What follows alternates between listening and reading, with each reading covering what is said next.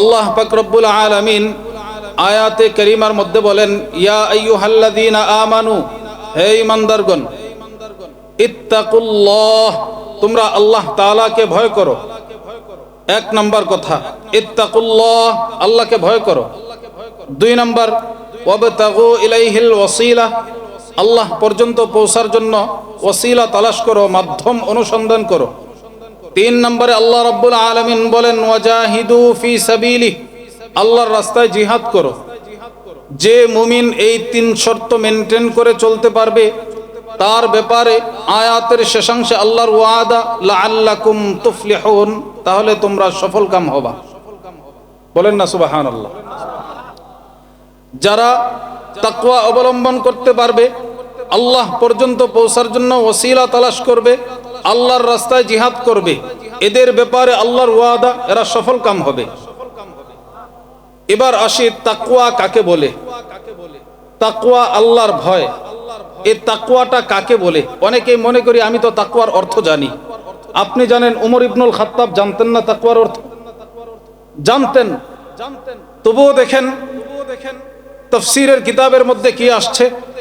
জগৎ বিখ্যাত আলেম আল্লামা আবুল ফিদা ইসমাইল ইবনে উমর ইবনে কাসির আল কুরাইশি আদ-দিমাশকি রাহমাতুল্লাহি আলাইহি, ওনার বিখ্যাত তাফসীরের কিতাব তাফসীরে ইবনে কাসিরের 1 নম্বর খণ্ড 164 নম্বর পৃষ্ঠা, সূরাতুল বাকারার শুরুতে যে হুদাল্লিল মুত্তাকিন, এই মুত্তাকিন শব্দের তাফসীর করতে গিয়ে উনি লেখেন, ইন্না উমর ইবনুল খাত্তাব রাদিয়াল্লাহু তাআলা আনহু সাআলা উবাই ইবনে কাব, উমর ইবনুল খাত্তাব রাদিয়াল্লাহু তাআলা আনহু উনি উবাই ইবনে কাব রাদিয়াল্লাহু তাআলা আনহুকে জিজ্ঞেস করলেন, আনিত তাকওয়া, তাকওয়া সম্পর্কে, তাকওয়া জিনিসটা কি। উবাই ইবনে কাব এবার ওমরকে জিজ্ঞেস করলেন, আমা সালাকতা তরিকান যা শাওকিন, আপনি কি কখনো কাঁটাযুক্ত পথে হাঁটছেন? পথ চলার অনুপযোগী জায়গা, এমন রাস্তায় কখনো হেঁটেছেন? ওমর ইবনুল খাত্তাব বলেন, বালা, হ্যাঁ, আমি এমন রাস্তায় হাঁটছি। এবার উবাই ইবনে কাব জিজ্ঞেস করলেন, ফামা আমিলতা, এই সময় আপনার আমল কি ছিল, তথা আপনি যে এই কাঁটাযুক্ত রাস্তা হাঁটলেন, এটা অতিক্রম করার সময় আপনি কিভাবে অতিক্রম করলেন? ওমর ইবনুল খাত্তাব বলেন, শাম্মারতু ওয়াজতাহাত্তু, নিজের কাপড়কে গোটায় নিছি, নিজেকে গোটায় নিছি, খুব সতর্কতার সাথে পথ চলছি। কাঁটা থাকলে রাস্তায় আমরা শরীরকে গোটাই কিনা, কাপড়কে গোটাই কিনা? তো ওমর ইবনুল খাত্তাব বলেন, শাম্মারতু ওয়াজতাহাত্তু। এবার ওনাকে ওমর রাদিয়াল্লাহু তাআলা আনহুকে উবাই ইবনে কাব বলেন, ফাযালিকাত তাকওয়া, এটাকেই বলে তাকওয়া। অর্থাৎ দুনিয়াতে চলবেন, দুনিয়াতে চলতে গেলে হাজারো গুনাহের উপকরণ আপনার সামনে আসবে, হাজারো গুনাহের উপকরণ আপনার সামনে আসবে। সকল প্রকার গুনাহ থেকে নিজেকে বাঁচিয়ে, যেভাবে কাঁটাযুক্ত রাস্তায় কাঁটা থেকে, বিভিন্ন আবর্জনা থেকে নিজেকে বাঁচিয়ে রাস্তা অতিক্রম করেছেন, ঠিক তদ্রুপ এই গুনাহের উপকরণ থেকে নিজেকে বাঁচিয়ে আল্লাহ পর্যন্ত পৌঁছা, এটার নামই হইল তাকওয়া। এবার আসি, তাকওয়া কতটুকু অর্জন করা উচিত, আল্লাহর ভয় অন্তরে কতটুকু লালন করা উচিত, এই সম্পর্কে আল্লাহ তাআলা নিজেই বলেন। সূরা আলে ইমরানের মধ্যে আল্লাহ তাআলা বলেন, ইয়া আইয়ুহাল্লাযীনা আমানুত্তাকুল্লাহ, হে ঈমানদারগণ, আল্লাহকে ভয় করো। কেমন ভয় করবা?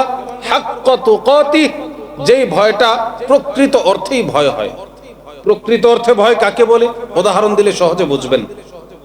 প্রকৃত ভয় বলা হয়, আপনারা প্রশাসনের বিভিন্ন স্তরের লোকদেরকে চিনেন তো? প্রশাসনের লোক যারা চিনেন, গ্রাম পুলিশ আছে না, আবার পুলিশও আছে কিনা, আবার আর্মি আছে কিনা, র্যাবও আছে, আরো উপরে অনেক তবকা আছে। মানুষ এই সকল প্রশাসনের লোকদেরকে সকলকে সমানভাবে ভয় পায় না, ভয় পাওয়ার পরিমাণ কম বেশি আছে কিনা? গ্রাম পুলিশ রাস্তা দিয়ে হাঁটার সময় এর বন্দুকের নলা ধরে মানুষকে, কিরে দোস্ত কই যাস? কিন্তু রেবের বন্দুকের নলা ধরার মতো হিম্মত কারো আছে? তাহলে ভয় পাওয়ার, এই যে ভয়টা পায়, যতটুকু গ্রাম পুলিশকে দেখে ভয় পায়, এর থেকে বেশি পুলিশকে দেখে ভয় পায় কিনা? পুলিশকে দেখে যতটুকু ভয় পায়, আর্মিকে দেখে তার থেকে বেশি ভয় পায় কিনা? আর্মিকে যতটা ভয় পায়, র্যাবকে তার থেকে বেশি ভয় পায় কিনা? কেন ভয় পায়? কারণ গ্রাম পুলিশের তুলনায় পুলিশের পাওয়ার বেশি, পুলিশের তুলনায় আর্মির পাওয়ার বেশি, আর্মির তুলনায় র্যাবের পাওয়ার বেশি। যার যত পাওয়ার তার প্রতি মানুষের ভয় তত বেশি। এবার আপনাদের কাছে আমার জিজ্ঞাসা, এই আসমানের নিচে আর জমিনের উপরে সর্বাধিক ক্ষমতা আর পাওয়ারের মালিক কে? তাহলে আপনি যেমন যার পাওয়ার বেশি, যার ক্ষমতা বেশি, ক্ষমতা অনুপাতে ভয়ের পরিমাণ কম বেশি হয়, তাহলে এই আসমানের নিচে জমিনের উপরে যদি কাউকে ভয় পাইতে হয় তাহলে আল্লাহকেই ভয় পাইতে হবে। আর আল্লাহকে ভয় কতটুকু পাওয়া উচিত? আল্লাহর শান মোতাবেক ভয় পাওয়া। আর আল্লাহ যেহেতু সর্বাধিক ক্ষমতার মালিক, সুতরাং সর্বোচ্চ ভয় লালন করা, এটাই হইল তাকওয়া। এই হলো তাকওয়া। আরো আলোচনা সামনের দিকে নেওয়া যাবে, যেহেতু আমার পরে মুরব্বী আলেমরা আছেন, ওনারা আসবেন, আমি কখন শেষ করি জানি না, এই জন্য সংক্ষেপে নিয়ে যাচ্ছি। এরপরে 2 নাম্বার শর্ত আল্লাহ বলেন ওয়াবতাগু ইলাইহিল ওয়াসিলা, আল্লাহ পর্যন্ত পৌঁছার জন্য ওয়াসিলা তালাশ করো। তাকওয়া সম্পর্কে মোটামুটি আইডিয়া দিতে পারছি আপনাদেরকে। ওয়াবতাগু ইলাইহিল ওয়াসিলা, আল্লাহ পর্যন্ত পৌঁছার জন্য ওয়াসিলা তালাশ করো। আল্লামা তাকি উসমানী দামাত বরকাতুহুম, উনি ওয়াসিলা শব্দের তাফসীর করেছেন। উনি বলেন ওয়াসিলা দ্বারা উদ্দেশ্য হলো আমলে সালেহা তথা নেক আমল, অর্থাৎ তোমরা আল্লাহ তাআলার নিকটবর্তী হওয়ার জন্য নেক আমলকে মাধ্যম বানাও। ঠিক একই অর্থ লিখেছেন আল্লামা শিব্বির আহমদ উসমানী রহমতুল্লাহি আলাই, ওনার বিখ্যাত তাফসীরের কিতাব তাফসীরে উসমানীর মধ্যে।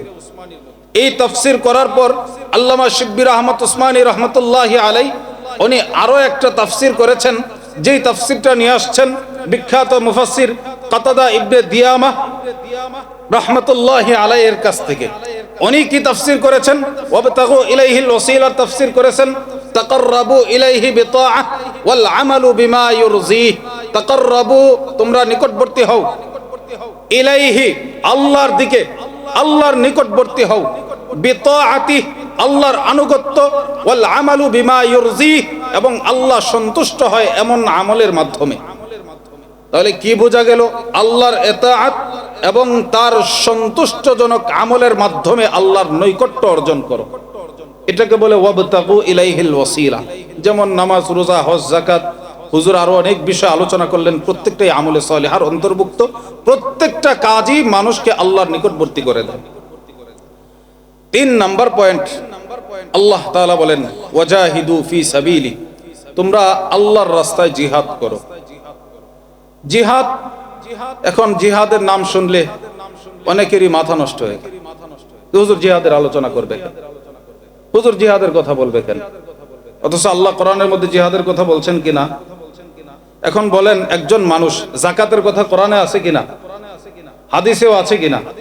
ইসলামের 5 খুঁটি, এটার মধ্যে যাকাত একটা কিনা? এই যাকাতটা কি প্রত্যেক মানুষের উপর সব সময় ফরজ থাকে না? সময়ের সাপেক্ষ, সময় সাপেক্ষ। সুতরাং জিহাদও সব সময়ের জন্য ফরজ হয়ে থাকে না, সময় সাপেক্ষ জিনিস। যখন প্রয়োজন পড়বে তখন জিহাদ করতে হবে। কিন্তু এই জিহাদের আলোচনা যদি না হয় তাহলে মানুষ জিহাদ সম্পর্কে জানবে না। এই জন্য মানুষের অন্তরের মধ্যে জজবায়ে জিহাদ পয়দা করার জন্য জিহাদের আলোচনা করা হয়। তো আমি সেই দিকে পড়ে যাচ্ছি। তো আল্লাহ 3 নাম্বার পয়েন্টে বললেন ওয়াজাহিদু ফি সাবিলি, তোমরা আল্লাহর রাস্তায় জিহাদ করো। এরপরে আল্লাহ বললেন লাআল্লাকুম তুফলিহুন, তাহলে তোমরা সফল কাম হবা। এই লাআল্লাকুম তুফলিহুনটাই হইল আমার আজকের আলোচনার মূল আলোচ্য বিষয়। আল্লাহ বললেন সফল হবা। মুফাসসিরিনে কেরাম সফলতার 3টা অর্থ লেখছেন। কয়টা অর্থ? 3টা অর্থ। কয়টা অর্থ? 3টা অর্থ লেখছেন। 1 নাম্বার লিখেন লাআল্লাকুম তুফলিহুনের অর্থ হলো তোমরা দুনিয়ার জীবনে স্বাচ্ছন্দ্যের জীবন যাপন করবে, দুনিয়াতে সুখময় জীবন লাভ করবে, যার বিবরণ আল্লাহ তাআলা সূরাতুল আরাফের মধ্যে বলেন ওয়ালাউ আন্না আহলাল কুরা আমানু ওয়াত্তাকাউ লাফাতাহনা আলাইহিম বারাকাতিম মিনাস সামাই ওয়াল আরদ, যদি জমিনের অধিবাসীরা ঈমান এবং তাকওয়া অবলম্বন করতে পারে, লাফাতাহনা আলাইহিম বারাকাতিম মিনাস সামাই ওয়াল আরদ, আল্লাহ রাব্বুল আলামিন আসমান এবং জমিনের সকল বরকতের দরজাসমূহ সকল রহমতের দরজা সমূহ তাদের জন্য খুলে দিবেন। তাহলে আল্লাহ বললেন লাফাতাহনা আলাইহিম বারাকাতিম মিনাস সামাই ওয়াল আরদ, এদেরকে দুনিয়ার জীবনে সফলতার জীবন দান করবেন, স্বাচ্ছন্দ্যের জীবন দান করবেন। এই হলো লাআল্লাকুম তুফলিহুনের 1 নম্বর ব্যাখ্যা। 2 নম্বর ব্যাখ্যা মুফাসসিরিনে কেরাম লেখেন লাআল্লাকুম তুফলিহুনের অর্থ হলো আল্লাহ তাআলা এদেরকে আখিরাতের জীবনে সফলতার জীবন দান করবেন। কোন জীবনে? আখিরাতের জীবনে, যার বিবরণ আল্লাহ তাআলা সূরা ইউনূসের মধ্যে 3 আয়াতের মধ্যে আলোচনা করেন। 62, 63, 64 3টা আয়াতের মধ্যে আল্লাহ বলেন আলা ইন্না আউলিয়া আল্লাহ, আল্লাহর বন্ধু হলো ওই সকল মানুষ লা খাউফুন আলাইহিম ওয়ালা হুম ইয়াহজানুন, এদের ভয় নাই, এদের চিন্তা নাই। এরা কারা? আল্লাহ বলেন আল্লাযীনা আমানু ওয়া কানু ইয়াত্তাকুন, এরা হলো ওই সকল মানুষ যারা ঈমান এবং তাকওয়া অবলম্বন করতে পারে। এর পরের অংশে আল্লাহ বলেন লাহুমুল বুশরা ফিল হায়াতিদ দুনিয়া ওয়া ফিল আখিরাহ, এদের জন্য দুনিয়া এবং আখিরাত উভয় জগতের সুসংবাদ। তাহলে এখানে আল্লাহ তাআলা সফলতার যে 2 নম্বর অর্থ, তোমরা আখিরাতের জীবনে সফলতা লাভ করবা, এখানে আল্লাহ জানাই দিলেন লাহুমুল বুশরা ফিল হায়াতিদ দুনিয়া ওয়া ফিল আখিরাহ, দুনিয়া আখিরাত উভয় জগতের সুসংবাদ তোমাদের জন্য দিয়ে দিবেন। 3 নম্বর সফলতার অর্থ লিখেন আল্লাহ তাআলা কাফের মুশরিকদের বিরুদ্ধে তোমাদেরকে বিজয় দান করবেন। কি দান করবেন? বিজয় দান করবেন। এটা হলো লাআল্লাকুম তুফলিহুনের 3 নম্বর ব্যাখ্যা। আল্লাহ বলেন তোমাদেরকে আমি কাফের মুশরিকদের বিরুদ্ধে বিজয় দান করব। পক্ষান্তরে আমরা দেখি পৃথিবীর প্রান্তে প্রান্তে মুসলমানরাই সবচাইতে বেশি নির্যাতিত, নিপীড়িত। ঠিক কিনা? কথা বলেন ঠিক কিনা? না ঘুমাই গেছেন সবাই? আল্লাহ বলেন লাআল্লাকুম তুফলিহুন, তোমাদেরকে কাফের মুশরিকদের বিরুদ্ধে আমি বিজয় দান করব। আর আমরা দেখি মুসলমানরাই পৃথিবীর বুকে সবচাইতে নির্যাতিত, নিপীড়িত, মুসলমানদের উপর নির্যাতনের স্টিম রোলার চলে। এর কারণ কি? এই কারণ জানার দরকার আছে না নাই? এই কারণ জানবার জন্য পৃথিবীর কোনো বিজ্ঞানী, কোনো সায়েন্টিস্ট, কোনো দার্শনিকের কাছে যাওয়ার প্রয়োজন নাই। আমার আপনার নবী জনাবে মুহাম্মদুর রাসূলুল্লাহ সাল্লাল্লাহু আলাইহি ওয়াসাল্লাম আজ থেকে ১৫০০ বছর পূর্বেই এর কারণ সম্পর্কে আমাদেরকে অবগত করে গিয়েছেন। আজকে আমরা কারণগুলো জানি না। আসেন 1 নম্বর কারণ, নবীজি বলেন মানুষ সুদের সাথে জড়ায় যাবে। কিসের সাথে? সুদের সাথে জড়ায় যাবে। মানুষ আছে সুদের লেনদেন করে, এমন মানুষ আপনাদের এলাকায় আছে না নাই? নবী বলেন, ইবনে ওমর হাদিস বর্ণনা করেন, আব্দুল্লাহ ইবনে ওমর বলেন রাসূল সাল্লাল্লাহু আলাইহি ওয়াসাল্লাম বলেছেন সামিআতু রাসূলুল্লাহ সাল্লাল্লাহু আলাইহি ওয়াসাল্লাম ইয়াকুল, নবীকে আমি নিজে, আমি ইবনে ওমর আমি বলতে শুনেছি, নবীজি বলেছেন ইযা তাবায়াতুম বিল আইনা, যখন মানুষ আইনা পদ্ধতিতে ক্রয় বিক্রয় করবে। কি পদ্ধতিতে? আইনা পদ্ধতি। কি পদ্ধতি? আইনা পদ্ধতিতে ক্রয় বিক্রয় করবে। ওয়া আখাযতুম আযনাবাল বাকর, গরুর লেজ আঁকড়ে ধরবে। ওয়া রাযিতুম বিজ্জার, কৃষি কাজের উপরই সন্তুষ্ট থাকবে। ওয়া তারাকতুমুল জিহাদ, জিহাদকে পরিত্যাগ করবে। আল্লাহ নবী বলেন সাল্লাল্লাহু আলাইকুম যুল্লা, এদের উপর আল্লাহ তাআলা অপমানের বোঝা চাপিয়ে দিবেন। লা ইয়ানজিউহু হাত্তা তারজিউ ইলা দীনিকুম, যতক্ষণ পর্যন্ত এরা দ্বীনের পথে ফিরে না আসবে আল্লাহ তাআলা তাদের উপর থেকে এই অপমানের বোঝা সরাবেন না। এই না পদ্ধতির ক্রয় বিক্রয় কাকে বলে? এখন বলেন আপনারা যদি আমি 10 টাকা দিয়া 15 টাকা নেই, এটা সুদ কিনা? সুদ। এখন এই সুদটা একটা প্রক্রিয়া কইরা নেয়। কিভাবে নেয়? বৈধ বানানোর চেষ্টা করে। ধরেন এই টিস্যুর বক্সের দাম 60 টাকা, আপনার দরকার 60 টাকার দরকার। 60 টাকা দিলে 1 মাস পরে আপনার 70 টাকা আমারে দিবেন, এটা কি সুদ না? এখন এইভাবে লেনদেন করলে মানুষ কইব সুদি লেনদেন করে। তখন আমি কি করলাম, এই টিস্যুর বক্সটা আপনাদের কারো কাছে, মনে করেন এই মুরব্বীর কাছে আমি 70 টাকায় বিক্রি করলাম। কয় টাকায়? 70 টাকায়। উনি আমার টাকা দেন নাই। কি দেন নাই? টাকা দেন নাই, পণ্য উনি পাইছেন। সাথে সাথে আমি কি করলাম, ওনার দরকার আছিল কত? 60 টাকার। 10 টাকা সুদ নিয়ে 70 টাকা নিতাম, বৈধ বানানোর পন্থা বের করতেছি। 70 টাকা দিয়ে টিস্যুর বক্স ওনার কাছে বিক্রি করলাম। বিক্রি করে এবার সে আমারে টাকা দেয় নাই, আমি আবার নগদ 60 টাকা দিয়া ওনার কাছ থেকে টিস্যুর বক্সটা নিয়ে নিলাম। কারণ আমার সাথে যেই লেনদেন ছিল 60 টাকা আমি দিছি কিনা, তো ওনার কাছে যে আগে বিক্রি করছি 70 টাকা দিয়ে, ওই টাকা উনি দিছিল? দেয় নাই। তাহলে ওনারে 60 টাকা ঠিকই দিয়া দিলাম, বিপরীতে উনি কিছুদিন পরে আমারে 70 টাকা ফেরত দিতে হবে কিনা? ডাইরেক্ট লেনদেন করলে সুদ হয়ে যাইতো, এই জন্য এক পন্থা অবলম্বন করলো, ক্রয় বিক্রয়ের পন্থা।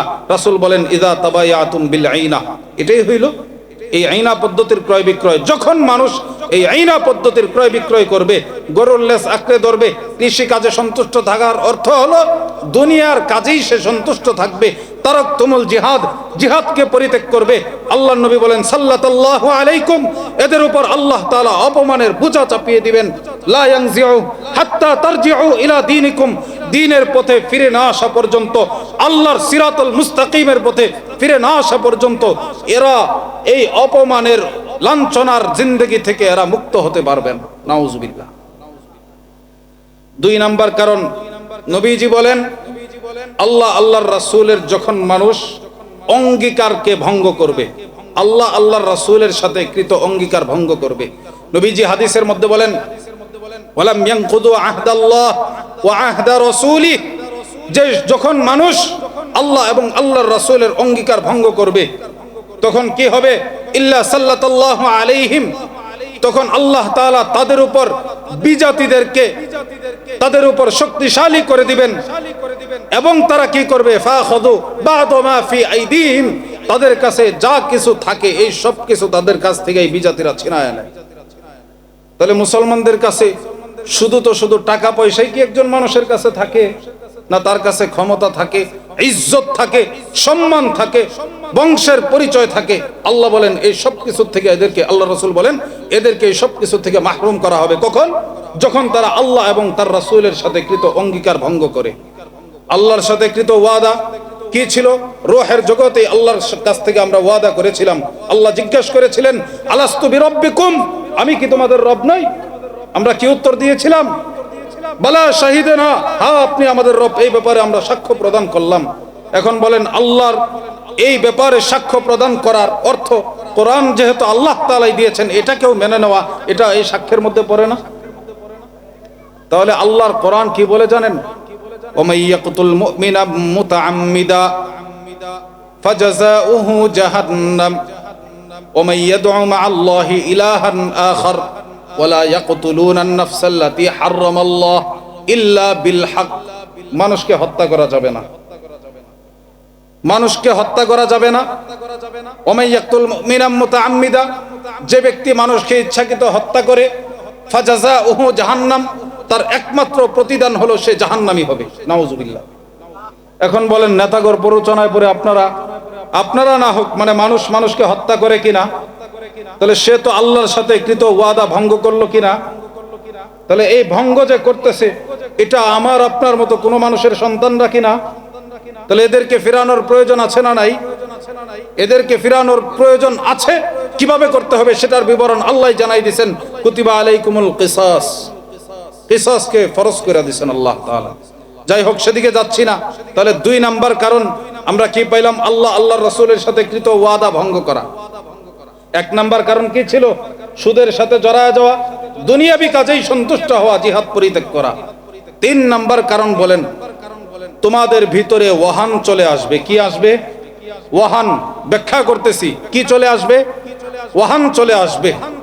সাওবান রাদিয়াল্লাহু তাআলা আনহু হাদিস বর্ণনা করেন, উনি বলেন ক্বালা রাসূলুল্লাহ সাল্লাল্লাহু আলাইহি ওয়াসাল্লাম, আল্লাহর রাসূল সাল্লাল্লাহু আলাইহি ওয়াসাল্লাম বলেছেন ইউশিকুল উমাম আন তাদাআ আলাইকুম কামা তাদাআল আকালাতু ইলা কাসআতিহা, অচিরেই তোমাদের সামনে এমন সময় উপস্থিত হবে, কামা তাদাআল আকালাতু ইলা কাসআতিহা, তোমাদের চতুর্দিক থেকে শত্রুরা ঘিরে ধরবে, কামা তাদাআল আকালাতু ইলা কাসআতিহা, বড় প্লেটের চতুর্পাশে যেমন তোমরা খাবার খাইতে বসো।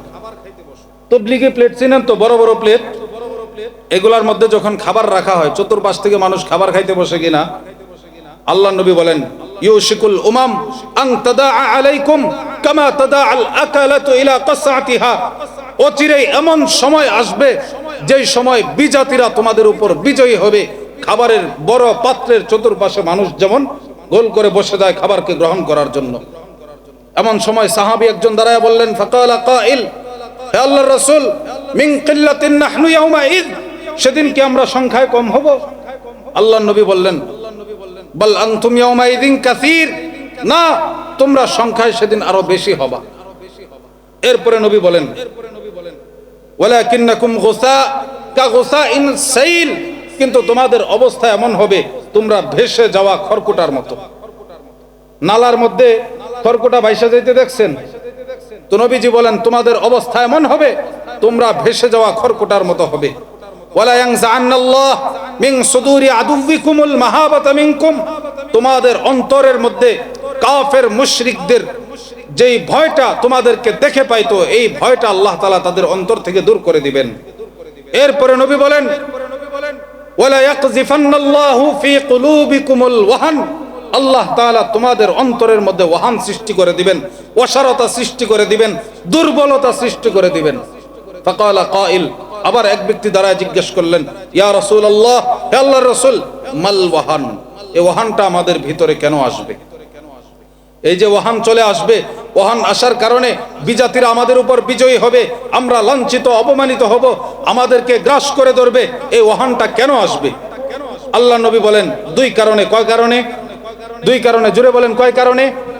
দুই কারণে। নবীজি বলেন এক নাম্বার কারণ হলো হুব্বুদ দুনিয়া, দুই নাম্বার কারণ হলো ওয়া কারাহিয়াতুল মাউত। এক নাম্বার কারণ হুব্বুদ দুনিয়া, তোমরা দুনিয়াকে ভালোবাসতে শুরু করবা, তোমরা দুনিয়াকে ভালোবাসতে শুরু করবা। দুই নাম্বার কারণ ওয়া কারাহিয়াতুল মাউত, তোমরা মৃত্যুকে অপছন্দ করবা। বলেন কয়জন মানুষ এমন পাওয়া যাবে যে মৃত্যুকে পছন্দ করে?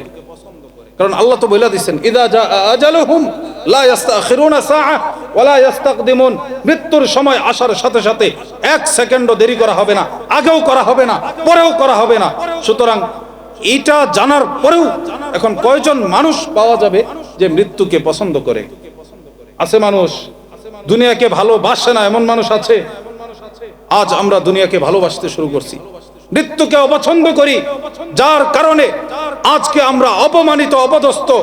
যেদিন আমরা এই দুনিয়ার প্রতি ভালোবাসা ছেড়ে দিয়ে মৃত্যুকে অপছন্দ করা ছেড়ে দিয়ে আল্লাহর বিধান যখন আসবে, মৃত্যুর জন্য প্রস্তুত থাকবো। পৃথিবীর কোন পরাশক্তি মুসলমানদেরকে এই বিজয়ের যাত্রা রুখে দিতে পারবে না ইনশাআল্লাহ। এবার আসি হুব্বুদ দুনিয়া। সাহাবায়ে কেরাম দুনিয়াকে ভালোবাসতেন না, ভালোবাসতেন না বলেই সাহাবায়ে কেরাম পৃথিবীতে ইসলামের বিজয় পতাকাকে উড্ডীন করেছেন, সফলতার জিন্দেগি লাভ করেছিলেন। সাহাবায়ে কেরাম যে দুনিয়াকে ভালোবাসতেন না, এর প্রমাণ কি? আখিরাতকে ভালোবাসতেন, দুনিয়াকে ভালোবাসতেন না, প্রমাণ কি? আসেন হাদিসের মধ্যে আসি। আল্লাহর নবীর সাহাবী ওমর ইবনুল খাত্তাব উনি বলেন, আমারনা রাসূলুল্লাহ সাল্লাল্লাহু আলাইহি ওয়াসাল্লাম, আল্লাহর রাসূল সাল্লাল্লাহু আলাইহি ওয়াসাল্লাম আমাদেরকে নির্দেশ প্রদান করলেন, আন্নাতা সাদকা, তোমরা সদকা করো। সদকা করার নির্দেশ প্রদান করলেন। ওমর ইবনুল খাত্তাব বলেন, ফাওয়াফাকা যালিকা ইনদি মালান, সৌভাগ্যক্রমে রাসূল যখন সদকা করতে বললেন, ওই সময় আমার কাছে বেশ সম্পদের মালিকও আমি ছিলাম, অনেক সম্পদ ছিল আমার কাছে। এরপরে ওমর ইবনুল খাত্তাব বলেন, ফাকুলতু, আমি মনে মনে বললাম, আল ইয়াউম আসবিকু আবা বকরিন ইন সাবাকতুহু ইয়াওমা, আবু বকরের সামনে আমি কোনোদিন বিজয় হইতে পারি না, আজকে আমার সেই সুযোগ। নবী সদকা করতে বলছেন, সম্পদ আছে অনেক, সুতরাং আমি এক কাজ করি, আজকে বেশি করে দান করে আবু বকরের চাইতে বেশি মর্তবা নিয়ে নিই। উনি চিন্তা করলেন।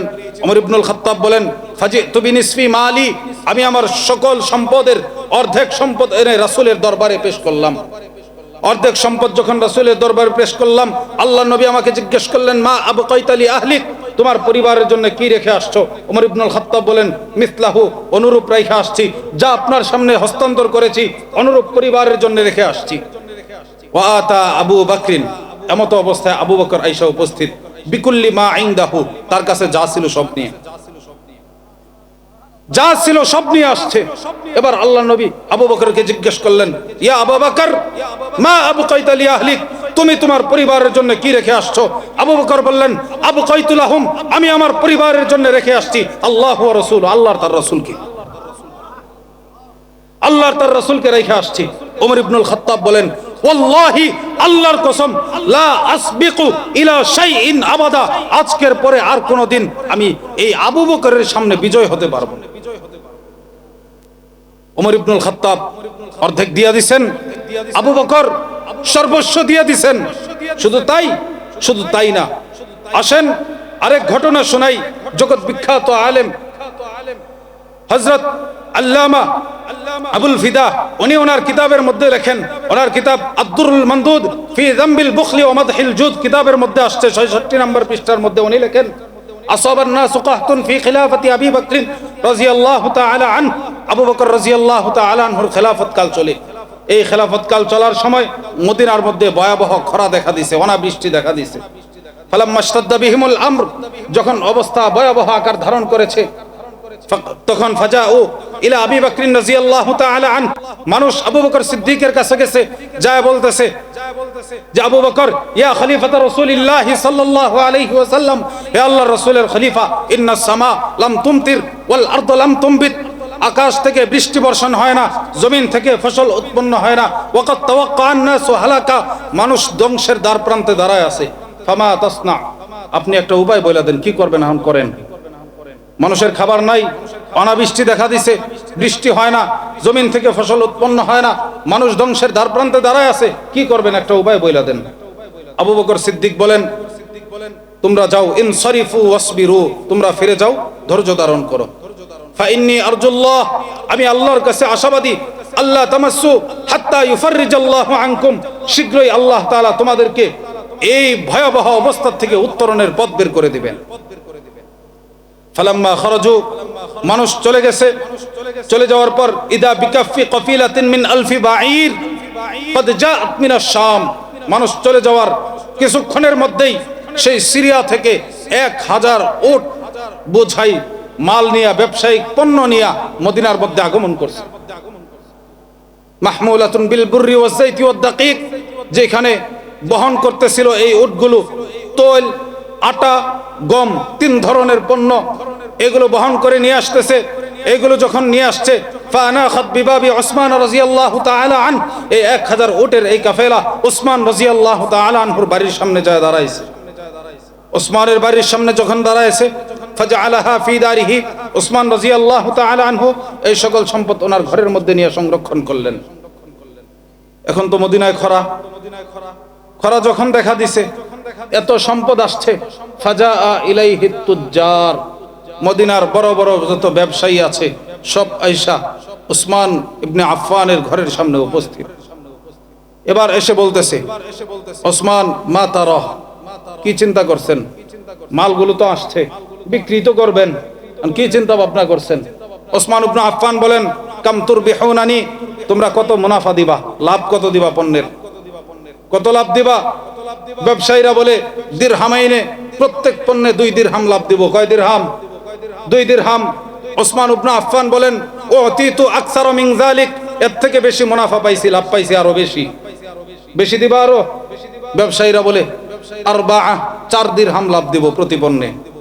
ওসমান ইবনে আফফান বলেন, উতিতু আকসার মিন যালিকা, এর থেকে বেশি লাভ পাইছি।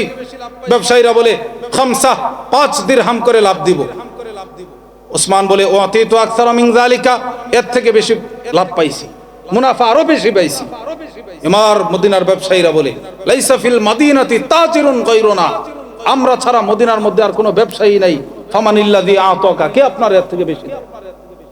আপনি যে খালি বলেন যে আরো বেশি পাইছি, আমরা ছাড়া কোনো ব্যবসায়ী মদিনার মধ্যে নাই, আমরাই হলাম সকল ব্যবসায়ী, আপনার বাড়ির সামনে উপস্থিত, আমরাই আপনার সামনে দরদাম করতেছি, আর আপনি বলেন যে আমাকে আরো বেশি লাভ পাইছি। তো ফামানিল্লাযী আতাকা, কে আপনার এর থেকে বেশি লাভ দেয়?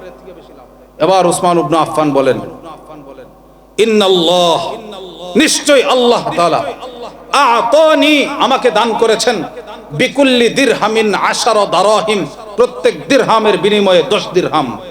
কারণ রাসূল হাদিসের মধ্যে বলছেন, যখন বান্দা কোনো নেক কাজ করে, তখন তার প্রত্যেকটা নেক কাজকে আল্লাহ তাআলা 10 গুণ পর্যন্ত বৃদ্ধি করে দেন। ওসমান বলেন, আমি তো আল্লাহর কাছ থেকে এই জিনিস পাওয়ার ইরাদা করেছি, আরো বেশি পাওয়ার ইরাদা আছে? ওসমান বলেন, আল্লাহ বলেছেন, মাসালুল লাযীনা ইউনফিকুনা আমওয়ালাহুম ফি সাবিলিল্লাহ কামাসালি হাববাতিন আমবাতাত সাবআ সানাবিল ফি কুল্লি সুমবুলাতিন মিয়াতু হাববাতুন গুণ জানেন 700 গুণ পর্যন্ত বাড়ান। আল্লাহ আরো বলেন, আল্লাহু ইউযাইফু লিমান ইয়াশা, যাকে চান আল্লাহ আরো বেশি দেন। ওসমান ইবনে আফফান বলেন, এত বেশি যদি নাও পাই সর্বনিম্ন তো 10 দিরহাম পাবো, 10 দিরহাম তো পাবো। সুতরাং আফা ইনদাকুম জিয়াদা, তোমাদের কাছে কি এর থেকে বেশি দেওয়ার ক্ষমতা আছে?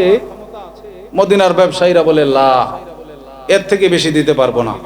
এবার ওসমান ইবনে আফফান কি বলে শোনেন। ওসমান ইবনে আফফান বলেন, উশহিদুল্লাহ, আমি আল্লাহকে সাক্ষী রেখে বলতেছি, আমার যে এইখানে আসা সকল মাল আল্লাহ, আল্লাহর জন্য আমি মদিনার সকল গরিব, মিসকিন, দরিদ্র, অনাথ মানুষের জন্য আমার 1000 উট বোঝাই সকল পণ্য দান করে দিলাম। ওসমান ইবনে আফফানের কাছে সম্পদ ছিল, দুনিয়া ছিল, ভালোবাসা নাই দুনিয়াকে, দুনিয়াকে লাথি মেরেছেন। এই জন্য ওসমান ইবনে আফফানরা যুগে যুগে যখনই মুসলমানরা এই ওসমান ইবনে আফফানদের ভূমিকায় থাকতে পারবে, আল্লাহ তাআলা ওই সকল মুসলমানদেরকে পরাজিত করবেন না। আল্লাহ যেই ওয়াদা দিবেন, লাআল্লাকুম তুফলিহুন, তোমরা সফল হবা। ওসমান ইবনে আফফানের পথে হাঁটলে আমরা আজও সফল হব। পৃথিবীর কোনো পরাশক্তি আমাদের সফলতাকে দাবিয়ে রাখতে পারবে না। কিন্তু আমরা দুনিয়াকে ভালোবাসতে শুরু করেছি, দুনিয়াকে ভালোবাসতে শুরু করেছি, দুনিয়া ছাড়তে চাই না। আরো ঘটনা শুনবেন, আরো শুনেন, আরো ঘটনা আছে। সিয়ারু আলামিন নুবালার মধ্যে আসছে, শামের গভর্নর হযরত আবু উবাইদা ইবনুল জাররাহ, ওমর ইবনুল খাত্তাবের জামানা চলে। ওমর ইবনুল খাত্তাব উনি শামের গভর্নর, উনি পাঠাইছেন আবু উবাইদা ইবনুল জাররাহকে। এবার উনি একটু পরিদর্শন করতে যাচ্ছেন যে আবু উবাইদারে তো পাঠাইলাম শামে, তৎকালীন অর্থনৈতিকভাবে সবচাইতে সমৃদ্ধশীল রাষ্ট্র ছিল শাম, তো যাই দেখি আবু উবাইদা কি পরিমাণ ভোগ বিলাসে লিপ্ত। ওমর ইবনুল খাত্তাব শামে গেলেন, ফাতালাক্কাহুল উমারাউল আজনাদ ও উলামা ও আহলি শাম, শামের বড় বড় নেতারা আসছে ওমর ইবনুল খাত্তাবের কাছে। আয়েশা ওনাকে সংবর্ধনা জানাচ্ছে। ওসমান ইবনে আফফান সংবর্ধনা না রাইখা উনি বলতেছেন, আইনা আখি, আমার ভাই কোথায়? জিজ্ঞেস করলেন, মান কে? উনি বলতেছেন, আমার ভাই আবু উবাইদা ইবনুল জাররাহ কোথায়? বলে এখনই আসবে। তখনই আবু উবাইদা ইবনুল জাররাহ সামনে আয়েশা উপস্থিত। উনি যেই ঘোড়ায় চড়ে আসছেন, ঘোড়ার লাগামটা সাধারণ এক রশি দিয়ে তৈরি। ওমর ইবনুল খাত্তাব এই সকল নেতাদেরকে বললেন, তোমরা সবাই ছড়া যাও, আমার আবু উবাইদার সাথে কথা বলতে দাও। আবু উবাইদার কাছে গেলেন, আবু উবাইদা ইবনুল জাররাহর কাছে গিয়ে বললেন, তোমার বাড়িতে নিয়ে চলো, বাড়িতে নিয়ে চলো। আবু উবাইদা বলতেছেন, আমার বাড়িতে গেলে আপনার চোখ দিয়া পানি জড়া ছাড়া আর কিছু হবে না, না গেলেই ভালো। ওমর ইবনুল খাত্তাব মনে করছেন যে আবু উবাইদা নিয়ে যেতে যাচ্ছে না, হয়তো সে বুকবিলাসী, এজন্য আমি গেলে তার প্রতি কষ্ট পাবো, চোখ দিয়ে পানি ঝরবে, আরো কৌতূহল জাগছে। উনি বলতেছেন, না, তোমার বাড়িতে নিয়ে চলো। আবু উবাইদা ইবনুল জাররাহ নিয়ে চলছেন, বাড়িতে গেছেন। যাওয়ার পর দেখে ভাঙাচোরা এক ঘর, শুধুমাত্র একটা ডাল আর একটা তরবারি আর নিজের প্রয়োজনীয় 2-1টা আসবাবপত্র, শুধু খাবারের জন্য কয়েকটা রুটি পড়ে আছে। ওমর ইবনুল খাত্তাব জিজ্ঞেস করলেন, আইনা মাতাউক, তোমার ভোগের সামগ্রীগুলা কোথায়? বড় বড় সোফাগুলা কোথায়? তাকিয়াগুলা কোথায়? তোমার খাট পালংগুলা কোথায়? আবু উবাইদা ইবনুল জাররাহ জবাব দেন, আমিরুল মুমিনিন, দুনিয়াতে চলার জন্য, দুনিয়াতে চলে কবর পর্যন্ত যাওয়ার জন্য এই সামান্য সামানাই আমার জন্য যথেষ্ট, সুতরাং এর থেকে বেশি কিছু আমি করি নাই। ওমর ইবনুল খাত্তাব বলেন, খাবারের জন্য কি রাখছো? শুকনা রুটি নিয়ে আসছেন, রুটি আইনা ভিজায় দিয়েছেন। ওমর ইবনুল খাত্তাব বলেন, আর কিছু নাই। আবু উবাইদা ইবনুল জাররাহ বলেন, আমিরুল মুমিনিন, আপনি আসছেন, আপনাকে খাবার দিতেছি, এই জন্য আমার আগামীকালের খাবারটা সংকট পড়ে যাবে, না হয় আমার আগামীকাল পর্যন্ত এই খাবারটা চলতো। উনি বললেন, প্রতিদিন খাবার তোমার জন্য প্রস্তুত হয় না? আবু উবাইদা ইবনুল জাররাহ বলেন, না, প্রতিদিন আমার জন্য খাবার প্রস্তুত হয় না। যে পরিমাণ রাষ্ট্রীয় ভাতা পাই, এটা দিয়ে যদি কাজের লোক রেখে আমি প্রতিদিন খাবার প্রস্তুত করানোর জন্য রাখি, তাহলে আমার খাবারের পয়সা আর জুটবে না। এই জন্য সপ্তাহে একদিন এক মহিলা আসে, আমার খাবার প্রস্তুত করে দিয়ে যায়, রুটি বানায় দেওয়া যায়, রুটি শুকাই, সারা সপ্তাহে শুকনা রুটি পানিতে ভিজায় খাই। ওমর ইবনুল খাত্তাব বলেন, চোখের পানি ছেড়ে দিছেন, ছেড়ে দিয়ে বলতেছেন, আবু উবাইদা, দুনিয়া আমাদেরকে পরিবর্তন করে দিছে, তোমাকে পরিবর্তন করতে পারে না। এই আবু উবাইদা উনি কি শুধু এই সময়েই ছিলেন? না, বুখারীর হাদিস, আল্লাহর নবী সাল্লাল্লাহু আলাইহি ওয়াসাল্লাম আবু উবাইদা যে এত আমানতদার ছিলেন এটার সুসংবাদ নবীর জীবদ্দশায় দিয়ে গেছেন। নবীজি বলেন, লিকুল্লি উম্মাতিন আমিনুন, প্রত্যেক উম্মতের জন্য একজন বিশ্বস্ত ব্যক্তি থাকে। ওয়া আমিনু হাদিহিল উম্মাহ, আমার উম্মতের সবচাইতে বিশ্বস্ত ব্যক্তি হলো, আমিন হলো, আমানতদার হলো আবু উবাইদা ইবনুল জাররাহ। দুনিয়াকে ভালোবাসা নাই, দুনিয়াকে ওনারা ভালোবাসা নাই, দুনিয়াকে পিছনে ছেড়ে দিয়েছেন। এই জন্য দুনিয়া তাদের পায়ের সামনে এসে পড়েছে, দুনিয়ার সামনে তারা মাথা নত করে নাই, দুনিয়ার সামনে তারা বিজয় লাভ করেছে। আল্লাহর সান্নিধ্যে তারা বিজয়ের সেই উড্ডীন পতাকাকে তারা উড্ডীন করেছে, এইভাবে তারা বিজয় অর্জন করেছে। দুনিয়ার কোনো পরাশক্তি তাদেরকে দাবায় রাখতে পারে নাই। এই ছিল হুব্বুদ দুনিয়ার কথা বলতেছিলাম। 2 নাম্বার, কারাহিয়াতুল মাউত, মৃত্যুকে অপছন্দ করা। সাহাবায়ে কেরাম মৃত্যুকে অপছন্দ করতেন না। হাদিসের মধ্যে আসছে মুতা যুদ্ধের কথা। হযরত আব্দুল্লাহ ইবনে ওমর রাদিয়াল্লাহু তাআলা আনহু হাদিস বর্ণনা করেন। উনি বলেন, আম্মার রাসূলুল্লাহ সাল্লাল্লাহু আলাইহি ওয়াসাল্লাম ফি গাজওয়াতি মুতাতা যায়েদ ইবনে হারিসা। আল্লাহ রাসূল সাল্লাল্লাহু আলাইহি ওয়াসাল্লাম মুতার যুদ্ধে যায়েদ ইবনে হারিসাকে আমির নিযুক্ত করলেন। আমির তো নিযুক্ত করলেন।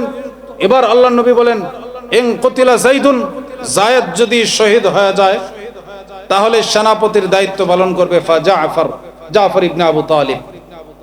আবার নবী বলেন, ওয়া ইন কুতিলা জাফর, জাফর যদি শহীদ হয়ে যায় আব্দুল্লাহ ইবনে রাওয়াহা, আব্দুল্লাহ ইবনে রাওয়াহা সেনাপতির দায়িত্ব পালন করবে।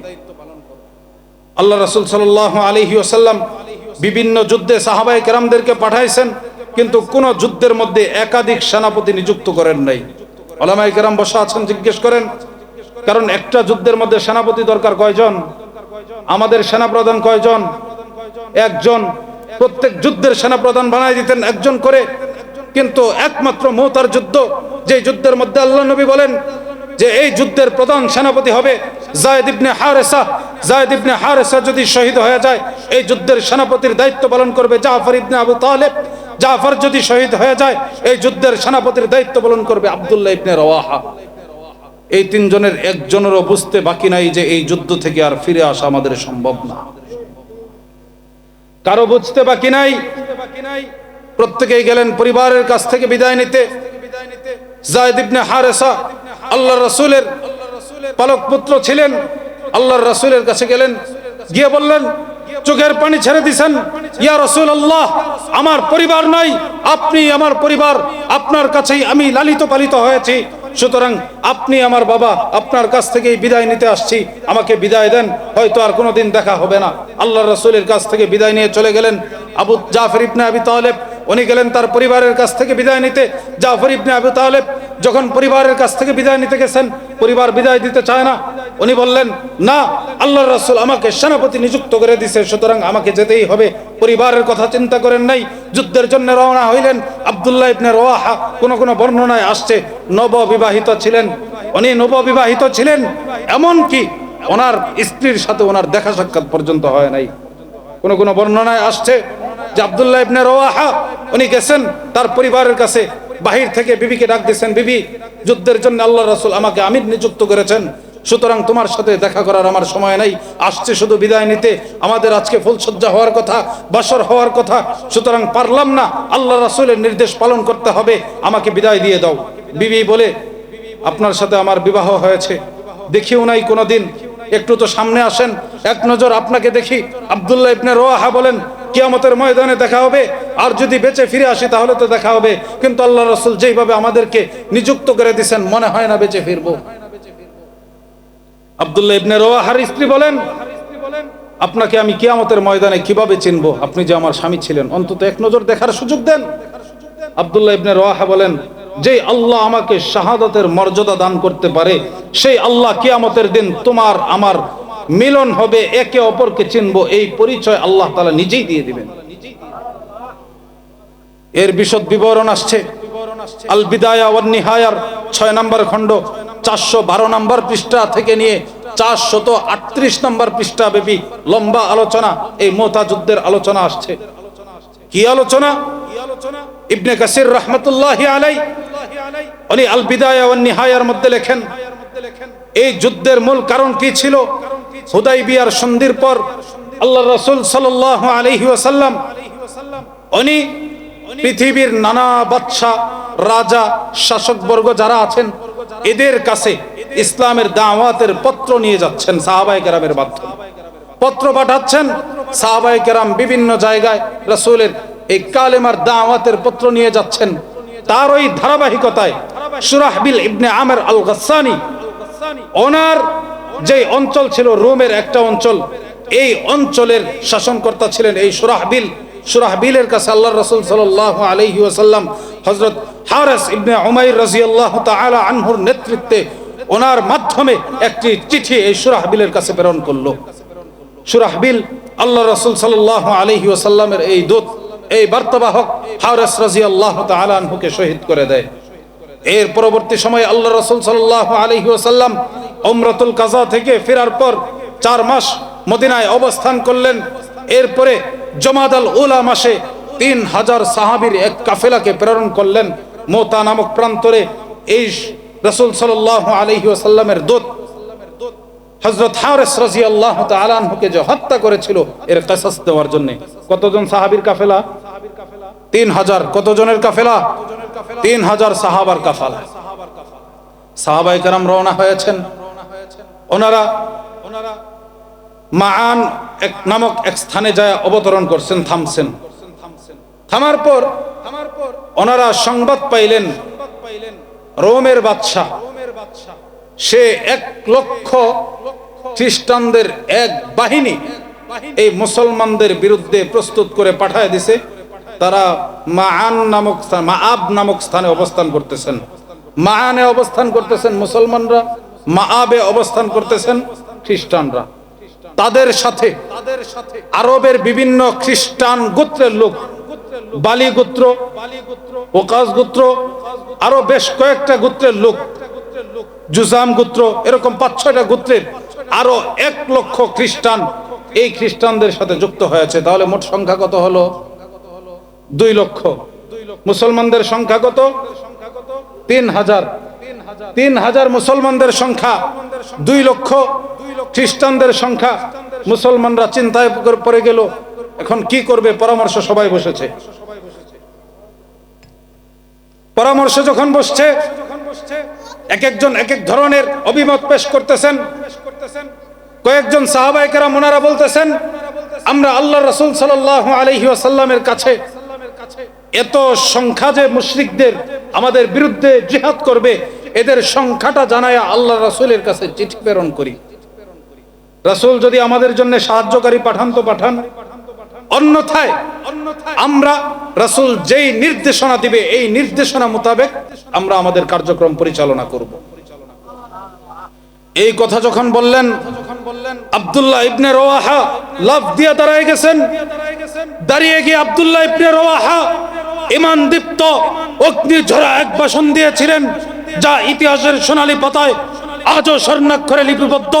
আব্দুল্লাহ ইবনে রওয়াহা বলেন, ইয়া কওম ওয়াল্লাহি ইন্নাল্লাতী তাকরাহুন, হে কওম তোমরা ওই কাজকে অপছন্দ করতেছো। ইন্নাল্লাতী তাকরাহুন, তোমরা ওই কাজকে অপছন্দ করতেছো। লাল্লাতী খরজতুম তাতলুবুন, যেটা অর্জন করার জন্য তোমরা বের হয়েছো, তাকে আশ-শাহাদা, শহীদ হওয়া। তোমরা যে সেই সুদূর মদিনা থেকে এই সিরিয়া শামের মাআন অঞ্চল পর্যন্ত আসছো মুতায় যাবা যুদ্ধ করতে, তোমরা তো আসছো নিজেদেরকে শহীদ করার জন্য, নাকি শত্রুর কাছ থেকে বাঁচানোর জন্য আসছো? আব্দুল্লাহ ইবনে রওয়াহা বলেন, ওয়াল্লাহি ইন্নাল্লাতী তাকরাহুন লাল্লাতী খরজতুম তাতলুবুন, যে উদ্দেশ্যে তোমরা বের হয়ে আসছো, যেটার আশা তোমরা করেছিলে, সেটাকেই তোমরা অপছন্দ করতেছো। এরপরে উনি বলেন, ওমা নুকাতিলুন নাস, আমরা কোন মানুষের সাথে যুদ্ধ করি না, বিআদাদিন, সংখ্যা দ্বারা, ওয়ালা কুওয়াতিন, শক্তি দ্বারা, ওয়ালা কাসরাতিন, আধিক্যতা দ্বারা, মা নুকাতিলুহুম ইল্লা বিহাদাদ-দ্বীন, আমরা শুধুমাত্র এই দ্বীনের জন্য যুদ্ধ করি, আর কোনো কারণে আমরা যুদ্ধ করি না। আল্লাযী আকরামানাল্লাহু বি, আর যার মাধ্যমে আল্লাহ আমাদেরকে সম্মানিত করেছেন। আমরা শুধুমাত্র দ্বীনের জন্যই যুদ্ধ করি। আল্লাযী আকরামানাল্লাহু বিহি, যার মাধ্যমে আল্লাহ আমাদেরকে সম্মানিত করেছেন। ফানতালিকু, সুতরাং তোমরা সামনে আগে বাড়ো। ফাইন্নামা হিয়া ইহদাল হুসনায়াইন, তোমাদের সামনে দুই কল্যাণের কোন একটা কল্যাণ নিহিত আছে। ইম্মা যুহুর ওয়া ইম্মা শাহাদা, হয়তো তোমরা বিজয়ী হবে, নয়তো তোমরা শহীদ হবে। সাহাবায়ে কেরাম ঈমানি জজবা বেড়ে গেল। সাহাবায়ে কেরাম সমস্বরে বলে উঠলেন, কদ ওয়াল্লাহি সাদাকা ইবনে রাওয়াহা, আব্দুল্লাহ ইবনে রাওয়াহা সত্য কথাই বলেছে। সাহাবায়ে কেরামের ঈমানি জজবা বেড়ে গেল। সকল সাহাবারা আবারও যায়েদ ইবনে হারেসার নেতৃত্বে মুতার প্রান্তরে তারা অবস্থান নিলেন। কাফের মুশরিকদের বিরুদ্ধে যুদ্ধ শুরু করলেন। সাহাবায়ে কেরাম জানতেন মরে যাবেন, থেমে যান নাই, রাসূলের জন্য জীবন উৎসর্গ করে দিয়েছেন, মৃত্যুকে অপছন্দ করেন নাই, যার জন্য আল্লাহ তাদেরকে এই 2 লক্ষ কাফেরদের বিরুদ্ধে বিজয় দান করেছিলেন। মুহতারাম হাজিরিন, ইতিহাস এই পর্যন্তই ক্ষান্ত নয়। এবার দেখেন যুদ্ধ শুরু হলো। যুদ্ধের সেনাপতি যায়েদ ইবনে হারেসা ইসলামের পতাকাকে উড্ডীন করে ধরলেন। যুদ্ধ করতে করতে যায়েদ ইবনে হারেসা শাহাদাত বরণ করলেন। আল্লাহ রাসূল মদিনার মসজিদে বসা অপলক নেত্রে তাকায় আছেন একদিকে। সাহাবায়ে কেরাম ভাবতেছেন যে রাসূল কি দেখে এইদিকে তাকায়া কি দেখে রাসূল। হঠাৎ রাসূলের চোখের মধ্যে পানি, রাসূল কাঁদতে শুরু করছেন। রাসূল বলতেছেন, সাহাবায়ে কেরাম জিজ্ঞেস করলেন, ইয়া রাসূলুল্লাহ, এই দিক তাকায় আছেন, হঠাৎ করে কাঁদতে শুরু করলেন। রাসূল চোখের পানি ছেড়ে দিয়ে বলেন, আমার যায়েদ ইবনে হারেসা, যাকে আমি প্রধান সেনাপতি নিযুক্ত করেছিলাম, এই তো মাত্র মুশরিকরা, এই কুফফার সম্প্রদায় আমার যায়েদ ইবনে হারেসাকে শহীদ করে দিয়েছে। সাহাবায়ে কেরাম জিজ্ঞেস করলেন, ইয়া রাসূলুল্লাহ, যুদ্ধের কি খবর? মুসলমানরা কি পরাজয় বরণ করছে? কারণ যুদ্ধের এক নিয়ম হলো নিশানা, পতাকাকে উড্ডীন করে রাখতে হবে। নামায় ফেলবে মানে পরাজয় বরণ করেছে। সাহাবায়ে কেরাম জিজ্ঞেস করলেন, আমির তো শহীদ হয়ে গেল, জিহাদের ময়দানের অবস্থা কি? আল্লাহ রাসূল বলেন, আমার চাচাতো ভাই জাফর ইবনে আবি তালেব যুদ্ধের তরবারি হাতে ধরছেন। জাফর ইবনে আবি তালেব যখন যুদ্ধের সেই পতাকাকে হাতে নিলেন, ডান হাতে নিয়ে উনি যুদ্ধ করেন, সেনাপতির দায়িত্ব পালন করতেছেন। এমত অবস্থায় কুফফার সম্প্রদায় জাফর ইবনে আবি তালেবের ডান হাতটাকে কেটে দেয়। আল্লাহ রাসূল চোখে পানি ছেড়ে দিয়েছেন। সাহাবারা জিজ্ঞেস করলে, ইয়া রাসূলুল্লাহ, কি হয়েছে, আবার কাঁদছেন কেন? তারা রাসূল বলেন যে কুফফার সম্প্রদায় আমার জাফর ইবনে আবি তালেব, যে আমার দ্বিতীয় সেনাপতির দায়িত্ব পালন করতেছিল, তার ডান হাতটাকে শহীদ করে দিছে। তার ডান হাত করতে তো হয়ে গেছে। সাহাবারা জিজ্ঞেস করলেন, এখন কি অবস্থা? আল্লাহ রাসূল বলেন, আমার জাফর ইবনে আবি তালেব সে এবার বাম হাতে যুদ্ধের নিশানা উড়ায়া সেনাপতির দায়িত্ব পালন করতেছে। কিছুক্ষণ পর আবারও রাসূলের চোখের মধ্যে অশ্রু। রাসূল যখন কাঁদতেছেন, সাহাবারা জিজ্ঞেস করলেন, ইয়া রাসূলুল্লাহ, আবারও চোখের পানি, কারণটা কি? আল্লাহ রাসূল বলেন, আমার জাফরের বাম হাতটাকেও এই কুফফার সম্প্রদায় শহীদ করে দিছে। বাম হাত শহীদ। আল্লাহ রাসূলকে জিজ্ঞেস করলেন, ইয়া রাসূলুল্লাহ, এখন কি অবস্থা? রাসূল বলেন, 2 বর্ণনায় 2 ভাবে আসছে।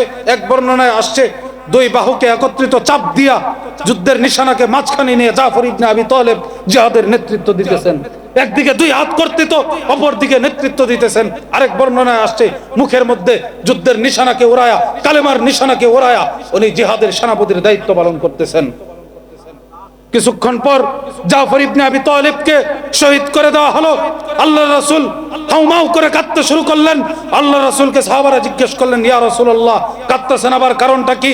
আল্লাহ রাসূল বলেন, আমার জাফর ইবনে আবি তালেবের দেহ থেকে কল্লাটাকে এই কাফের মুশরিকরা আলাদা করে দিয়ে তাকে শহীদ করে দিয়েছে। সাহাবায়ে কেরাম জিজ্ঞেস করলেন, ইয়া রাসূলুল্লাহ, যুদ্ধের এখনকার অবস্থা কি? আল্লাহ রাসূল বলেন, আমার 3য় সেনাপতি আব্দুল্লাহ ইবনে রাওয়াহা সে এবার জিহাদের সেনাপতির দায়িত্ব পালন করতেছে। যুদ্ধ করতে করতে কিছুক্ষণ পর আল্লাহর রাসূল সাল্লাল্লাহু আলাইহি ওয়াসাল্লাম আবারও কাঁদতে শুরু করলেন। সাহাবায়ে কেরাম জিজ্ঞেস করলেন, ইয়া রাসূলুল্লাহ, আবারও কাঁদতেছেন, কারণটা কি? রাসূল বলেন, আমার 3য় যাকে সেনাপতি নিযুক্ত করেছিলাম আব্দুল্লাহ ইবনে রাওয়াহা, তাকেও কাফের সম্প্রদায় শহীদ করে দিয়েছে। এবার সাহাবারা জিজ্ঞেস করলেন, ইয়া রাসূলুল্লাহ, এখন তাহলে কি উপায় হবে? যুদ্ধের ময়দানের অবস্থা কি? আল্লাহর নবী বলেন, এবার মুসলমানরা পরামর্শক্রমে খালিদ ইবনে ওয়ালিদকে জিহাদের সেনাপতি নিযুক্ত করে নিয়েছে। রাসূল সাল্লাল্লাহু আলাইহি ওয়াসাল্লাম আবারও অপলক নেত্রে তাকায় আছেন, একদিকে চোখ দিয়া তাকায় আছেন, কিছুক্ষণ পর মুচকি হাসেন। আল্লাহ রাসূলের হাসি দেখা সাহাবায়ে কেরাম জিজ্ঞেস করলেন, ইয়া রাসূলুল্লাহ, যুদ্ধের খবর কি? আল্লাহ রাসূল বলেন, খালিদ ইবনে ওয়ালিদের নেতৃত্বে এখন যুদ্ধ চলতেছে। খালিদ ইবনে ওয়ালিদ কাফেরদেরকে কচুকাটা করতেছে। কাফেরদের বিরুদ্ধে যুদ্ধ করতে করতে খালিদ ইবনে ওয়ালিদের তরবারি ভেঙে যায়। খালিদ ইবনে ওয়ালিদ তার সহযোগীদেরকে ডাকলেন যে তরবারি দাও, তরবারি দাও আমার হাতে। তরবারি ভেঙে গেছে, আরেক তরবারি নিয়ে আসা হয়। যুদ্ধ করতে করতে দ্বিতীয় তরবারি ভেঙে যায়। এভাবে 8টা তরবারি ভাঙছে। 9 নাম্বার তরবারি যখন ভাঙে, আল্লাহ রাসূল সাল্লাল্লাহু আলাইহি ওয়াসাল্লাম সাহাবায়ে কেরামকে লক্ষ্য করে বললেন, এবার আর কাফের মুশরিকদের বিরুদ্ধে তরবারি দিয়ে যুদ্ধ হচ্ছে না। আল্লাহ তাআলা আমার খালিদ বিন ওয়ালিদকে আল্লাহর তরবারি বানায় দিয়েছেন। খালিদ ইবনে ওয়ালিদ 9 তরবারি ভেঙে ফেলছে। জিহাদের ময়দানে রাসূল উপাধি দিয়ে দিলেন সাইফুল্লাহ। খালিদ হলো আল্লাহর তরবারি, খালিদ আল্লাহর তরবারি। সুতরাং আল্লাহর তরবারি আর মানুষের তরবারি দুইটা একত্র হলে আল্লাহর তরবারি বিজয়ী হয়, মানুষের তরবারি বিজয়ী হতে পারে না। সাহাবায়ে কেরাম বিজয় লাভ করলেন। লম্বা ঘটনা। সাহাবায়ে কেরাম এবার বিজয় লাভ করলেন। পুরো এই যুদ্ধের মধ্যে মাত্র 12 জন মুসলমান শাহাদাত বরণ করেছে। সুবহানাল্লাহ। 3000 বাহিনী ক্যালকুলেশন করে দেখবেন 2 লাখের বিরুদ্ধে প্রতি একজন মুসলমানের বিরুদ্ধে 66 জনের উপরে কাফের সম্প্রদায় যুদ্ধ করেছিল। এত মানুষ কাফের সম্প্রদায়ের ছিল, এরপরেও তারা মাত্র মুসলমানদের 12 জনকে শহীদ করতে পারছে। আর বাকি কোনো সাহাবাদের কোনো ক্ষতি হয় নাই। এই স্বল্প ক্ষতির বিনিময়ে আল্লাহ তাআলা মুসলমানদেরকে বিজয় দান করেছেন। কেন বিজয় দান করেছিলেন? যেই কথা বলতেছিলাম, লাআল্লাকুম তুফলিহুন, তোমরা বিজয়ী হবা কাফের মুশরিকদের বিরুদ্ধে। সাহাবায়ে কেরাম দুনিয়াকে লাঞ্ছিত করেছেন, পদদলিত করেছেন। সাহাবায়ে কেরাম আল্লাহ তাআলার জন্য মৃত্যুকে ভালোবেসে নিয়েছেন, মৃত্যুকে আপন করে নিয়েছেন, যার জন্য পৃথিবীর সকল পরাশক্তি সাহাবায়ে কেরামের সামনে পরাজিত হয়েছে। সাহাবায়ে কেরাম বীরের বেশে দুনিয়াতে জিন্দেগি যাপন করেছেন। সাহাবায়ে কেরামের সামনে কোনো পরাশক্তি টিকে থাকতে পারে নাই। আজও যদি আমরা এই দুনিয়ার ভালোবাসা, মৃত্যুকে অপছন্দ করা ছাড়তে পারি, পৃথিবীর কোনো পরাশক্তি আমাদেরকেও দাবায় রাখতে পারবে না। আজকে আমরা পৃথিবীর প্রান্তে প্রান্তে নির্যাতিত, জুলুমের স্টিম রোলার চলে, অথচ জুলুম কত ভয়াবহ গুনাহ। আল্লাহর নবী মুসলিমের হাদিস, নবীজি হাদিসে কুদসির মধ্যে বলেন, হাদিসই কুদসি হলো যে হাদিস সরাসরি আল্লাহ তাআলাই পাঠান নবীর মাধ্যমে শুধু বলান। কিছু তো রাসূলের অন্তরের মধ্যে জাগায় দেন, রাসূল বলেন, সেটা না, আল্লাহ সরাসরি আল্লাহর কথাটাই নবীর জবান দিয়া বলান। আল্লাহর রাসূল হাদিসের কুদসির মধ্যে বলেন, আল্লাহ তাআলা বলছেন, ইয়া ইবাদি ইন্নী হারামতু যুলমা আলা নাফসি। ইয়া ইবাদি, হে আমার বান্দারা, ইন্নী হারামতু যুলমা আলা নাফসি, আমি আল্লাহ আমার নিজের উপর জুলুমকে হারাম করে দিয়েছি। ওয়া জাআলতুহু বাইনাকুম মুহাররামা, সুতরাং তোমাদের উপরও এই জুলুমকে আমি হারাম করে দিলাম। এখন বলেন, জুলুম করা এটা কি হালাল না হারাম? আল্লাহ নিজে বলতেছেন হারাম, আল্লাহ নিজের উপরও হারাম করে দিয়েছেন। তাহলে এই জুলুম যে আজকে আমাদের উপর চলতেছে, এটার জন্য দায়বদ্ধ তো আমরাও কিছু। কিন্তু এখন আমরাও যদি মানুষের উপর জুলুম করতে শুরু করি, এটা কি আমাদের জন্য বৈধ হবে? জুলুমের ফলে কি হয়? এক জালেম শাসকের কথা শোনাই, অনেক কিছু মিলা গেলে আবার কষ্ট নিয়েন না। হযরত মুসা আলাইহিস সালামের নাম তো শুনছেন। মুসা আলাইহিস সালাম কোন সময়ের নবী? তার সময় জালেম কে ছিল জানেন? ফেরাউন ছিল জালেম। ফেরাউন যে মুসা আলাইহিস সালামকে জাদুবিদ্যার মাধ্যমে এই লাঠি রশি দিয়া সাপ বানায়া মুসা আলাইহিস সালামকে পরাজিত করার চেষ্টা করবে, এটা আল্লাহ জানতেন না? জানতেন বইলাই নবুয়ত প্রদানের আগেই আল্লাহ তাআলা মূসাকে ডাক দিয়েছেন। ডাক দিয়া মূসা আলাইহিস সালামকে বলতেছেন ওই তুর পাহাড়ের ইতিহাস। মূসা আলাইহিস সালামকে ওইখানে নিয়ে গেছেন। এরপরে বলতেছেন যেটা পবিত্র ভূমি, জুতা খুইলা আসো, জুতা পইরা এসো না। এরপরে আল্লাহ বলেন আনা ইখতারতুকা ফাস্তাবি লিমা ইউহা, আনা ইখতারতুকা, আমি তোমাকে নির্বাচিত করেছি, ফাস্তামি লিমা ইউহা, সুতরাং ওহী হিসাবে তোমার উপর যা প্রেরণ করি, ওহী হিসাবে এটাকে তুমি গ্রহণ করো, মনোযোগ দিয়া শুনো। ফাস্তামি, দিলের কান দিয়া শুনো। এবার দিলের কান দিয়া বহুত কিছু শুনতে শুরু করলেন।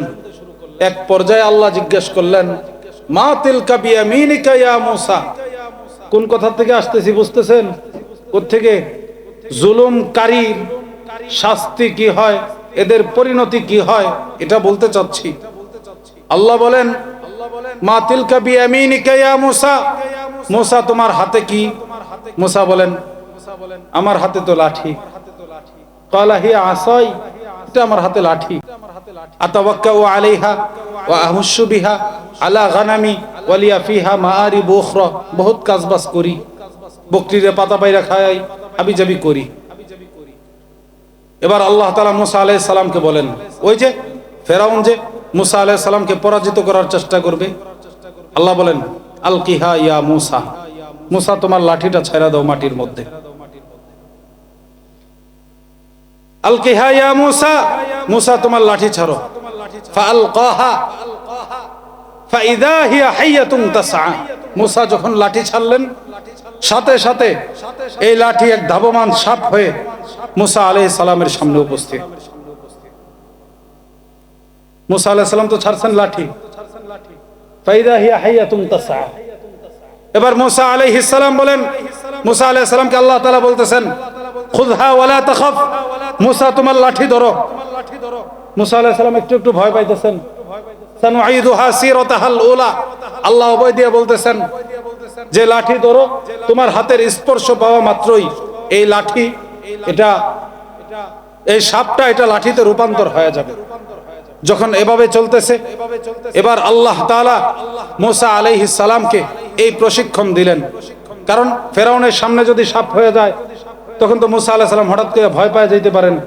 এই জন্য মূসা আলাইহিস সালামকে প্রশিক্ষণ দিলেন। সাপ হলো, এবার ধরাইলেন, আবারও লাঠি হয়ে গেল। এবার আল্লাহ তাআলা ফেরাউনের কাছে পাঠিয়ে দিলেন যে যাও ফেরাউনের কাছে, সে সীমালঙ্ঘন করতেছে। মূসা আলাইহিস সালাম মনে মনে একটু ভয় পাচ্ছেন, জালেম বাদশা, কি জানি কি হয়ে যায়।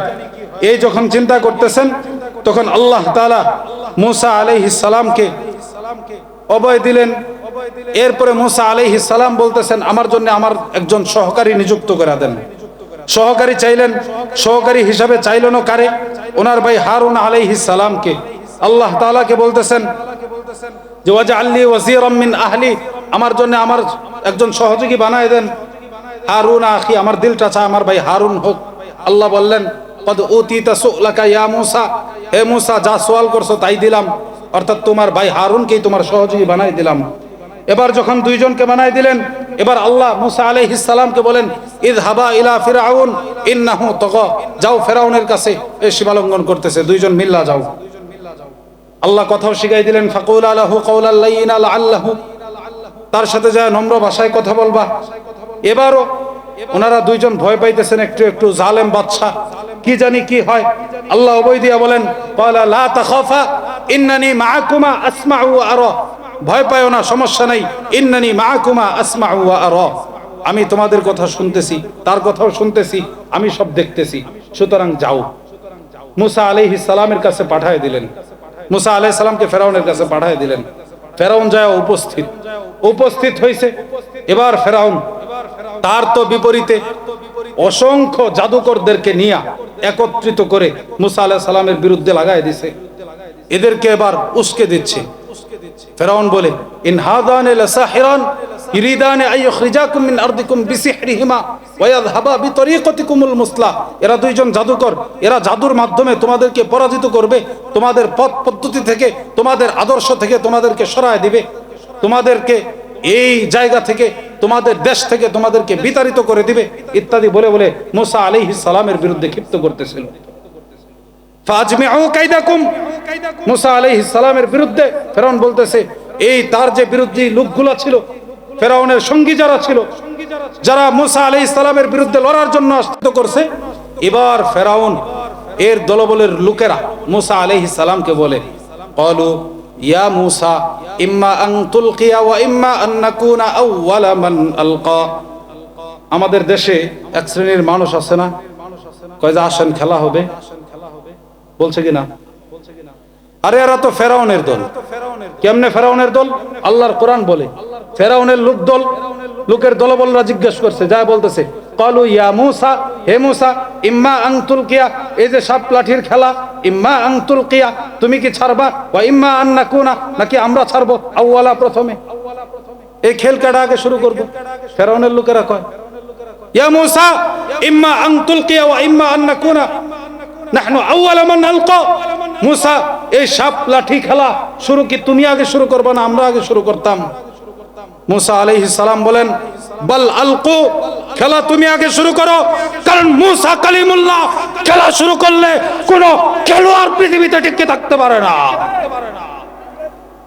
এজন্য মুসা আলাইহিস সালাম বললেন, তুমি আগে খেলা শুরু করো, তুমি খেলা, তোমরাই খেলা শুরু করো, তোমরা খেলা শুরু করে দিবা, এরপরে দেখি খেলা কোন দিকে যায়।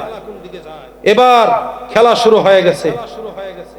খেলা যখন শুরু হয়ে গেছে, লাঠি রশি সব ছাড়া শুরু করছে জাদুকররা। সাপ হয়ে গেছে, সংক্ষেপে নিয়ে যাচ্ছি, হযরত চলে আসছেন। মুসা আলাইহিস সালাম লাঠিটা ছেড়ে দিচ্ছেন, লাঠি ছাড়ার পরে সাপ হইছে। সাপ হইয়া সমস্ত জাদুকরদের সকল সাপগুলো একত্রে গিলে ফেলছে, একত্রে গিলে ফেলছে। এবার তো ফেরাউন চিন্তায় পড়ে গেছে, চিন্তায় পড়ে যায়। এবার শুধু ফেরাউন চিন্তায় পড়ে নাই, তার দলবলের সকল লোকদল সবাই চিন্তায় পড়ে গেছে। সবাই এবার মুসা আলাইহিস সালামের রবের সামনে সেজদায় লুটায় পড়ছে। আয়াতে সবগুলো আছে সূরা তাহার মধ্যে, শুরু থেকে শেষ পর্যন্ত। তরজমা দেখেন, হুজুর পাশে বসা, আয়াত বলতেছি না, হুজুর চলে আসছে কারণে। মুসা আলাইহিস সালামের সামনে সকল ফেরাউনের যত দলবল ছিল, যত জাদুকরেরা ছিল, একত্রে সেজদায় লুটায় পড়ছে। জুলুম করছে, জুলুম কইরা মুসা আলাইহিস সালামের বিরুদ্ধে লোকদেরকে একত্রিত করছে। আলেমদের বিরুদ্ধে কলেজ ভার্সিটির ছাত্রদেরকে শাহবাগে একত্র করছিল কিনা? নিজেরটা খাওয়াইছে। ফেরাউন যেমন জাদুকরদেরকে নিজেরটা খাওয়াইছে, নিজে কাপড় পরাইছে, নিজে পালছে, নিজে প্রশিক্ষণ দেওয়াইছে, ঠিক তদ্রুপ বর্তমান সময়ের জালেমও কলেজ ভার্সিটিতে নিজে খাওয়াইছে, নিজে পালছে, নিজে সবকিছু দিছে, পক্ষে নিয়ে কাজ করাইছে। ফেরাউনের লোকেরা যেমন একত্রে সেজদায় লুটায় পড়ছে, আমরাও দেখেছি বর্তমান সময়ের জালেমরা একত্রে সেজদায় লুটিয়ে পড়েছে। জুলুম করে কেউ টিকতে পারে না। সুতরাং আমি বলতে চাই, হে মুসা কালিমুল্লাহর সন্তানেরা, হে মুসা কালিমুল্লাহর সৈনিকেরা, হে মুহাম্মদ আরবির সৈনিকেরা, হে খালিদ বিন ওয়ালিদের উত্তরসূরিরা, আজও তোমরা জাগো, জাগ্রত হও, পৃথিবীর সকল তন্ত্রমন্ত্রের বিরুদ্ধে রুখে দাঁড়াও। এলায়ে কালিমাতুল্লাহ, আল্লাহর জমিনে আল্লাহর দিন বাস্তবায়নের জন্য তোমরা শপথ গ্রহণ করো। পৃথিবীর কোন পরাশক্তি তোমাদেরকে দাবায় রাখতে পারবে না। আরেকটা কথা না বললেই নয়, গত কয়েকদিন আগের ঘটনা, 3টা লাইন শুধু বলবো এই ব্যাপারে। ওসমান হাদি নাম তো শুনছেন, ভাইরাল ঘটনা। তার ব্যাপারে 3টা কথা বলি। 1 নাম্বার কথা, 3 ডিসেম্বর পাবনার এক অঞ্চলে 8টা কুকুরের বাচ্চা মারছিল। এটা নিয়ে 38 বছর বয়সী এক মহিলারে ওই দিন রাত্রে 1টার সময় গ্রেফতার করা হয়েছে। প্রশাসন ওই মহিলারে গ্রেফতার করছে। কিসের কারণে? 8টা কুকুরের বাচ্চা মারার কারণে। আমি জিজ্ঞাসা করতে চাই, উসমান হাদির হত্যাকারীরা এখনো নির্দ্বিধায় করে কেন? তার মানে যারা কুকুরের বাচ্চার দায়ে মহিলাকে গ্রেফতার করেছে, উসমান হাদিকে যারা হত্যা করেছে, এদেরকে যারা গ্রেফতার করে নাই, তার মানে বোঝা যায় কুকুরের বাচ্চার প্রতি তার দরদ বেশি। কুকুরের বাচ্চার প্রতি, আরে কুকুরের বাচ্চা ছাড়া কারো দরদ থাকতে পারে না। মানুষ হলে এই মানুষের উপর যারা এরকম জুলুম করেছে এদের বিচার অবশ্যই হতো। আমরা বলছি না যে বিচার করার প্রয়োজন নাই, অচিরেই বিচার করেন, না হলে ওই কুকুরের বাচ্চা হিসাবে আপনাদেরকে আমরা গ্রহণ করব। বলবেন হুজুর এখানে বসে এই কথা বলেন না, বোকা হিসাবে গালি হিসাবে বলি নাই। কুকুরের বাচ্চার প্রতি মায়া, মানুষের প্রতি মায়া নাই। যেই মানুষকে আল্লাহ আশরাফুল মাখলুকাত করে পাঠিয়েছেন, তার হত্যাকারীকে ধরতে তোমাদের এত কঠিন সময়, এত বিশাল সময় লাগে, এত কঠিন হয়ে যায়, তামাশা করার জিনিস পাও না। দুই নম্বর কথা, আজকে উসমান হাদিকে যদি আমার মতো পাগড়ি পরা টুপি পরা কোনো হুজুরে একটা বাড়ি দিত, তাহলে গ্রেফতার করতেও সময় লাগতো না। দামি অস্ত্র নিয়ে আমাদের পাঞ্জাবি টুপি পরা এক ভাই এক মিছিলের মধ্যে, প্রোগ্রামের মধ্যে গিয়েছিল, তাকে ওই দিনই গ্রেফতার করা হয়েছে। তাহলে যারা প্রকাশ্যে অস্ত্র নিয়ে ঘোরাফেরা করে এদেরকে তোমরা ধরতে পারো না কেন? এদেরকে কেন তোমরা ধরতে পারো না? এদেরকে ধরতে না পারার তোমাদের কারণটা কি? তিন নাম্বার কথা যেটা বলতে চাচ্ছিলাম, তোমরা মনে করেছিলে আবরার ফাহাদকে হত্যা করে দেশ বিরোধী শক্তিগুলো তোমরা একত্রিত হয়ে দেশের স্বাধীনতাকামী, শান্তিকামী সকল মানুষকে দাবায় দিবা। কিন্তু আবরার ফাহাদ শহীদ হয়ে নতুন করে ওসমান হাদির জন্ম দিয়েছে, নতুন করে হাসানাত আব্দুল্লাহর জন্ম দিয়েছে। এরা নতুন করে বাংলাদেশকে জুলুম মুক্ত বাংলাদেশ গড়ে তুলবে ইনশাআল্লাহ। আবরার ফাহাদকে হত্যা করে যেমন তোমরা এই তারুণ্যের, এই রাজপথের মিছিলকে, স্লোগানকে রুখে দিতে পারো নাই, এক ওসমান হাদিকে হত্যা করেও তোমরা, শহীদ করে দিয়েও তোমরা তোমাদের এই মুসলমানদের অগ্রযাত্রাকে তোমরা রুখে দিতে পারবা না। ওসমান হাদি বাঁচবে কি জানি না, দোয়া করি আল্লাহ তাআলা হায়াতে তাইয়্যিবা দান করেন। কিন্তু যদি শহীদ হয়ে যায়, মনে রাখবা আবরার ফাহাদ শহীদ হয়ে ওসমান হাদির জন্ম দিয়েছে, ওসমান হাদি শহীদ হয়ে আবারও আবরার ফাহাদদের জন্ম দিবে। আরেকটা বিষয়, স্বাধীনতার ৭১-এর সংগ্রামের পরে জন্ম কাদের? হাত উঠান। ৭১-এর পরে কাদের জন্ম? একটু কষ্ট করে হাত উঠান। আর সবার কি ৭১-এর আগে জন্ম নি আপনাদের? ৭১-এর পরে জন্ম। ৫৪ বছর যাবত ৭১-এ সেই পাক হানাদার বাহিনীর গল্প শুনে শুনে পাকিস্তানের বিরোধিতা করেন, আপত্তি নাই। কিন্তু ভারতের আধিপত্যবাদীদের বিরুদ্ধে যেটা আপনারা শতককে দেখতেছেন, এটার বিরুদ্ধে আপনাদের প্রক্রিয়া নাই কেন? আমার জানতে ইচ্ছা করে। স্বাধীনতার আগে জন্ম হয় নাই, পরে করছেন জন্ম, পরে হয়েছে জন্ম। শুধু ইতিহাস পড়ে পড়ে পাকিস্তানের বিরুদ্ধে আপনাদের এত কথা, এত মাথা ব্যথা, তাহলে ভারতের আধিপত্যবাদের বিরুদ্ধে আপনাদের বক্তব্য নাই কেন? এই জন্য মুহতারাম হাজিরিন, মনে রাখবেন, জালেমরা সময়ে সময়ে জুলুম করে, আল্লাহ যখন ধরে তখন আর ছাড়ে না। ফাল্যাউমা নুনাজ্জিক বিবাদানিকা লিতাকুনা লিমান খালফাকা আয়া ওয়াজাওয়াজনা বিবানি ইসরাঈল আল বাহর ফাআতবাহুম ফিরআউন ওয়া জুনুদুহু বাগিয়া ওয়া আদওয়া হাত্তা ইযা আদরাকাহুল গরক। সেই ফেরাউনকে যখন সমুদ্রের মধ্যে আল্লাহ তাআলা পাকড়াও করেছেন, পাকড়াও করার পর ফেরাউন কি বলে জানেন? যখন আল্লাহ তাআলা ফেরাউনকে পাকড়াও করলেন, এবার ফেরাউন বলেন আল আন ওয়া কাদ আসাইতা ক্বাবলু ওয়া কুনতা মিনাল মুফসিদিন। আল আন, আর আমি এরকম করব না। সে যখন আল্লাহর সামনে আত্মসমর্পণ করতেছে, আল্লাহ তাআলা জানাই দিলেন আল আন ওয়া কাদ আসাইতা ক্বাবলু ওয়া কুনতা মিনাল মুফসিদিন। ইতিপূর্বে অনেক জুলুম করেছো, অনেক কিছু করেছো, আর কোনো ছাড় নাই। ওই এক গল্প শুনছিলাম, সাপ আর ব্যাঙ নাকি দুস্তি পাচ্ছে। সাপ খালি কিলবিল করে, ব্যাঙ কয় কিরে দোস্ত কিলবিল করিস কেন? সাপে তো আর কথা শুনে না। পরের দিন সকালে ব্যাঙ যায় দেখে আলের উপরে সাপরে মাইরা সোজা করে হোতায় রাখছে। ব্যাঙা কয় দোস্ত সোজা তো হইলি কিন্তু মইরা। সুতরাং যারা কিলবিল করার চেষ্টা করেন, মরে হইলেও সোজা হইতে হবে। এই জন্য মুহতারাম হাজিরিন, যেই কথা বলছিলাম লাআল্লাকুম তুফলিহুন, কাফের মুশরিকদের বিরুদ্ধে বিজয়ী হবা।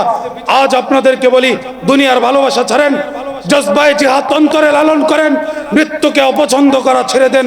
ইনশাআল্লাহ, আল্লাহর কসম করে বলি, পৃথিবীর কোনো পরাশক্তি মুসলমানদের অগ্রযাত্রাকে রুখে দিতে পারবে না ইনশাআল্লাহ।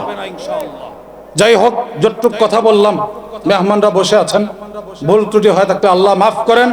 যে কথাগুলো বললাম, আল্লাহ তাআলা আমাদের সকলকে বোঝা কথাগুলোর উপর আমল করার তৌফিক দান করেন। ওয়া আখির দাওয়ানা আলহামদুলিল্লাহি রাব্বিল আলামিন ওয়া মা আলাইনা ইল্লাল বালাগ। ওয়াসসালামু আলাইকুম ওয়া রাহমাতুল্লাহ।